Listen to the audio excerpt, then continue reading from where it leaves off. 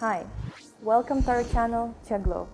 Today we will talk about greenwashing and overconsumption, and also how different countries affected climate change, both in the past and in the present. Let's begin.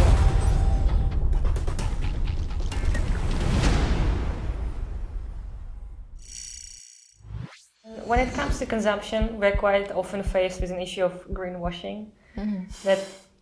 So we all want to buy more sustainable products, and quite often it's written, oh yes, it's very ecological, it's very green, and it's packaged nicely, and there are trees on the picture. But when the person looks a little bit deeper in it, it's like, maybe it's not that sustainable as it seems. So what can we do about this? Don't buy stuff. Okay, there's certain things that we have to buy to maintain a good quality of life. We have to buy food, we have to buy energy, we have to move around, we have to look after our health. There are other things that we absolutely, fundamentally do not need. The amount of clothing that gets bought in Europe at the moment, for example, is just unnecessary. Nobody needs that much clothing. We don't need to change what we're wearing every few months to fit in with trends that are changing all the time. If you are buying that volume of clothing, you can make that choice if you buy the cheap throwaway, it's going to wear out clothing, or if you buy the sustainable option. Or you can make the choice just not to buy it at all. If you buy the cheap throwaway thing, that's probably the least sustainable thing you can do. But for many people is the only thing they can do, particularly people on low incomes. That's the least sustainable thing you can do. Or you could buy the thing that's labelled sustainable, and that might be marginally better. But you have to remember that there are still resources in that thing. It's required energy, land, people to make that piece of clothing that you're buying.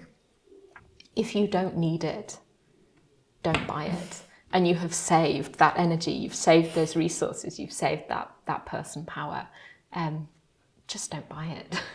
So I think what we can do, I think the first question that I always ask myself, and I really do have deliberations before buying anything, is to think, okay, do I need it at all? And if I really do need it, then what's the best, with the money that I have available, what's the best decision that I can make? And honestly, about 80% of the time, you end up not buying it because you think, well, actually, no, I really don't need another pair of shoes, or I really don't need another dress. I have enough stuff here. And if I really do need it, how can I do this more sustainably? And for me, that's often, okay, can I buy this secondhand?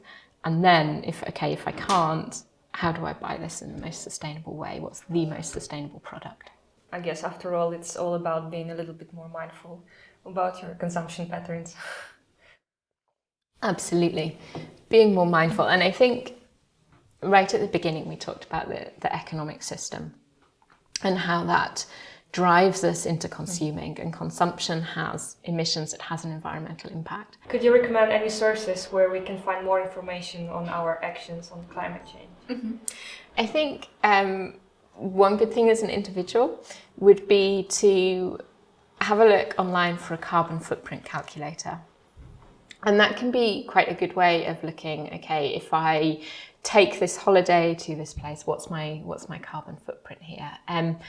And it can give you a good idea of where you can make big savings or where you can make small regular savings in the amount of emissions that you're responsible for. And you can see also, for example, you can think, oh, but if I drive here and do this thing and then drive back, that's actually quite small because it's just me. But it also gives you an idea of the amount of carbon that's already embedded in that product that you're buying because of the movement of materials to get there. So that a carbon footprint calculator can be a really useful tool as an individual. The other thing that could be quite useful would be the recent film called Don't Look Up. The directors of that film have launched a website on what you can do to combat the climate crisis. And they've worked with a big range of social scientists on that website. And so you can look up individual actions that you can do personally, but you can also look at the kinds of collective actions that you can join in with to try and push for change, to combat climate change. When we're talking about contribution to climate change, is it true that every state contributes in the same way, or is it different? When we look at what traditionally have been called developed countries, so those in industrialized economies, most of Europe, North America, we're responsible for far greater emissions than those countries in the global south or poorer countries. When we talk about the emissions that we're responsible for, we have to remember that it's not just the emissions at this moment in time, because our carbon emissions, our methane emissions sit in the atmosphere. They don't go anywhere. Once they're emitted, if they're not pulled into trees or into the ocean or other carbon sinks, then they accumulate and they build up over time. So the emissions that we're responsible for are not just those that we release today. They're those that have been released through time. So all of the industry, coal mining, for example, the energy that we use in this economy all through history is what we are responsible for as a country, as a bloc within Europe, as a society. We then compare that to, for example, those countries that are already suffering the catastrophic impacts of climate change. For example, India, a lot of sub-Saharan Africa, where, okay, we might say that emissions from India today are quite high, but traditionally, through history, they're actually really low. So if we look at the cumulative emissions to a country like India, it's actually really low, and they're not responsible for climate change in the way that we are here in Europe. So that's really different.